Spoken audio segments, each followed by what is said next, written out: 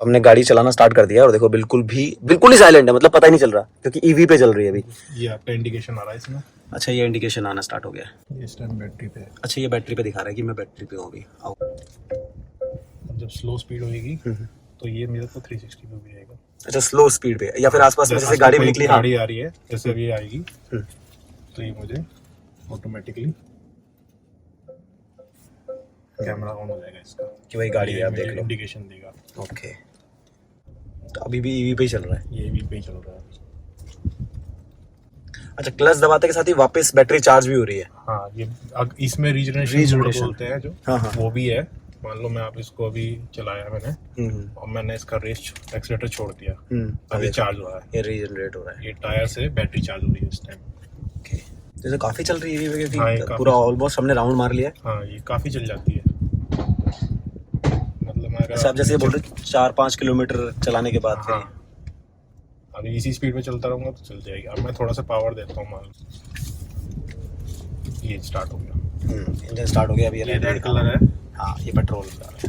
ये automatically change होता रहेगा इसमें एक चीज़ और अच्छी बात है कि इसमें जो पहले जो इनोवा थी उसमें आवाज़ बहुत आती थी, इसका कैबिन नॉइस इसका बहुत कम है। यहाँ पे पेट्रोल पे चल गई उसके बाद भी अंदर आवाज नहीं आ रही, तब भी आवाज़ बहुत कम आई। इसका इंसुलेशन जो है बहुत अच्छा है। एनवीएच लेवल भी इसका कम लग रहा है मुझे। इसमें यहाँ पे ऑप्शन दिया हुआ है चार्जिंग, इको एंड पावर। अच्छा, ये वाला। हाँ, ये 3 मोड है। हाँ। जैसे मैं आरपीएम तेज करूंगा तो ये ऊपर चला जाएगा। चला जाएगा। साथ ही में इसमें ड्राइव मोड्स भी दिए हैं यहाँ पे। ये मैं अभी इको पे है, ये प्रेस करूंगा ये नॉर्मल मोड आ गया। और ये कहाँ पर हो रहा है? ये यहाँ पे लाइट चेंज हो रही है। अच्छा, लाइट चेंज हो रही है। हाँ, ये अब जैसे चेंज करते हैं ये पावर मोड में ये वाला बटन है। हाँ।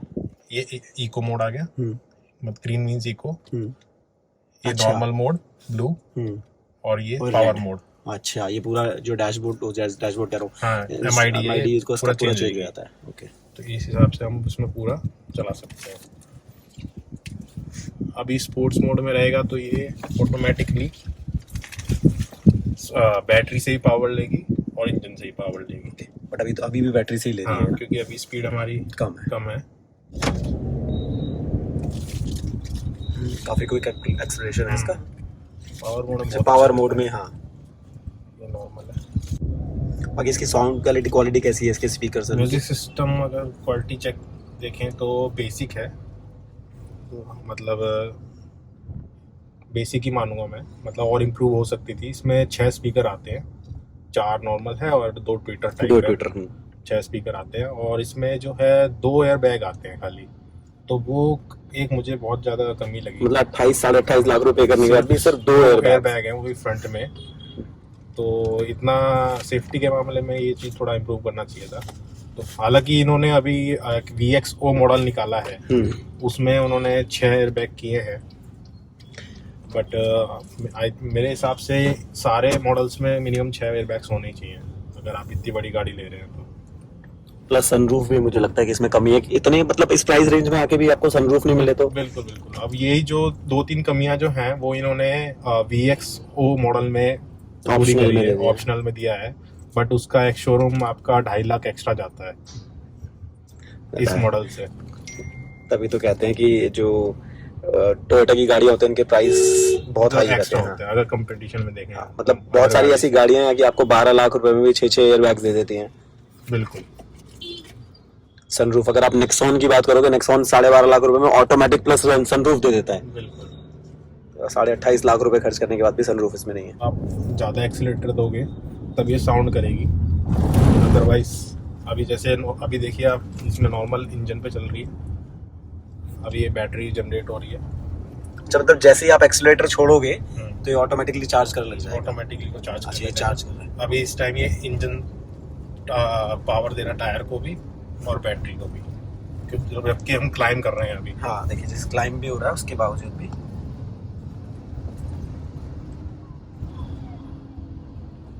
अभी अब ये वापस चार्ज करने लगे, मतलब क्लाइम हो रहा है उससे फर्क नहीं पड़ता है।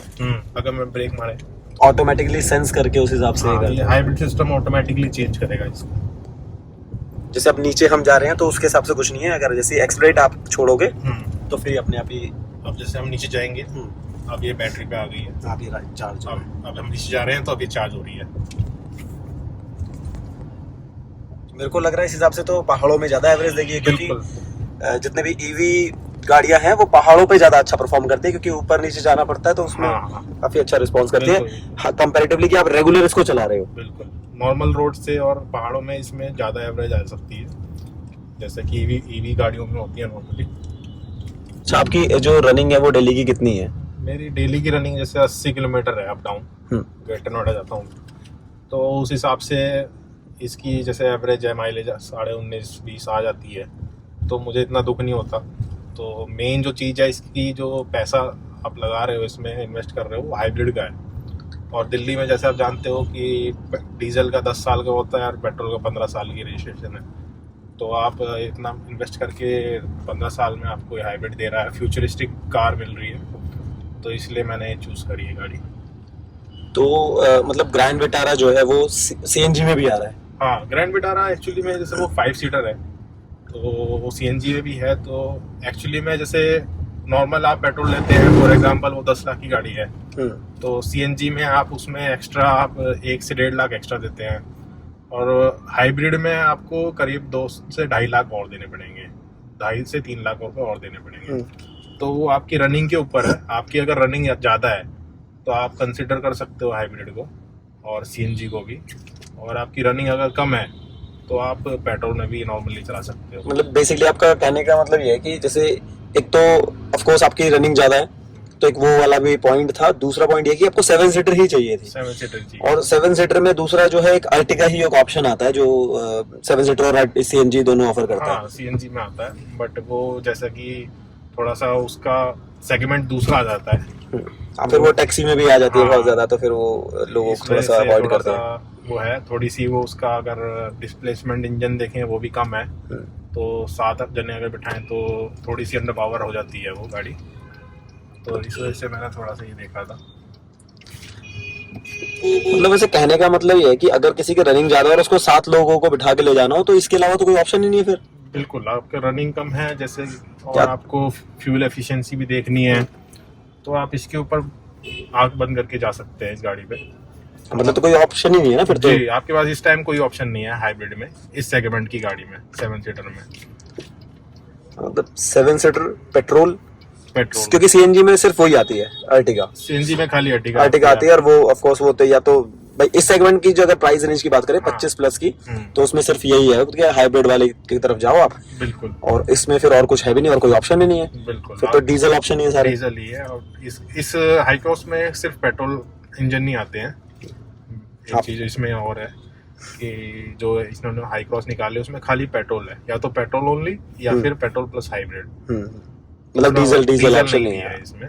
डीजल आपको अभी क्रिस्टा जो आई है वही दिया है, उसमें ही आएगा खाली।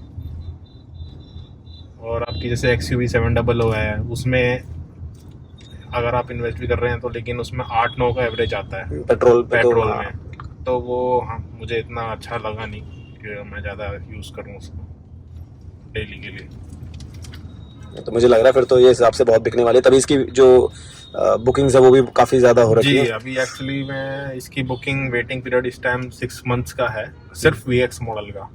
और अगर ZX मॉडल लेंगे तो वो 1 साल से ऊपर है, और कई जगह तो बुकिंग बंद भी हो गई है इसके। ZX वही होगी जो हाइब्रिड वाली ना, स्ट्रॉन्ग हाइब्रिड की आप बात कर रहे हो। VX ZX जो है दोनों हाइब्रिड हैं।